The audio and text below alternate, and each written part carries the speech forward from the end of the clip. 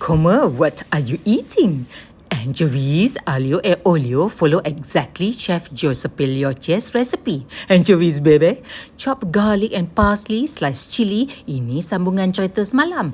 Olive oil in pan, salt in boiling water, spaghetti in, parsley stems and garlic to flavor the oil and take out.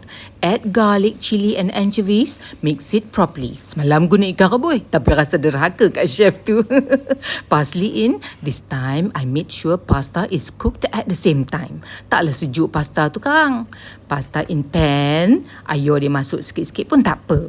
Kacau-kacau. Look at that. Recipe simple tapi delicious sangat. A bit of pasta water in and stir. Tengok tu. Hidang, pour the sauce. Ini recipe from a 5-star restaurant chef tau. Tak habis lagi makan.